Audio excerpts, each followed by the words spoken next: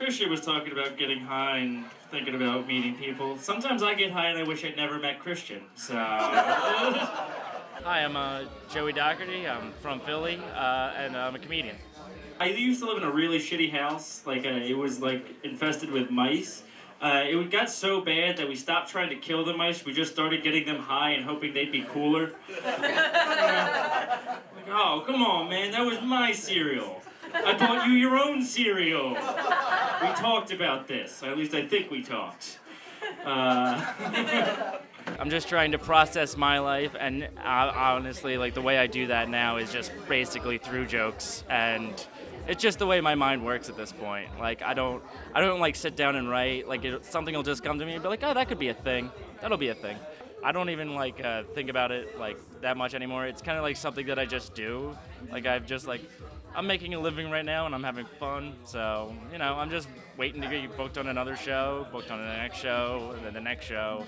Emo Phillips has a great quote. It's how do you become a successful comedian? He's like, well, I started doing shows, then I kept doing shows, and then eventually people started asking me to do more shows, so I started doing more shows.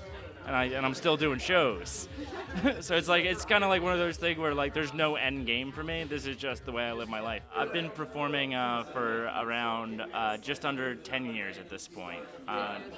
Come November I'll be 10 years. Personally, I've heard a lot of good things about him, and I'm really happy to get to see him and work with him tonight a little bit.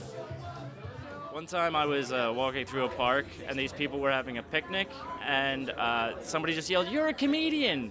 And I just went, yeah, I don't know if you think I was good or bad. And they just went, "You're a comedian." And I was like, you're just stating facts at me.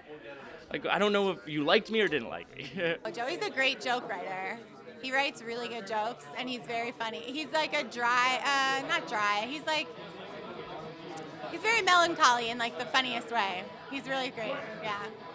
You're always nervous before the performance. You're always even if it's the last 5 seconds before you go on stage, you always get a little bit of that this is not gonna go well. And then most of the time, if you've been doing it a while, you can pretty much survive most situations, but there's always that little tinge of being nervous right before you go on stage. So I don't know if that'll ever go away. As soon as I grab the mic, it usually goes away, and I'm all right, I'll just do my jokes now. But there's always that little tinge of nervousness. I have a lot of quick jokes, so if I'm doing a 20-minute set, that could essentially be 60 jokes. So I'm not expecting all of those 60 jokes to work. It's just one of those things where usually I get into a rhythm, so if a joke doesn't go, I just know exactly what's next and I'll just tell the next joke. But it's essentially most of the time, if you just keep moving on and you're comfortable, nobody will even notice. To be a good comedian, to be self-aware, to know how you come across to people. That's it.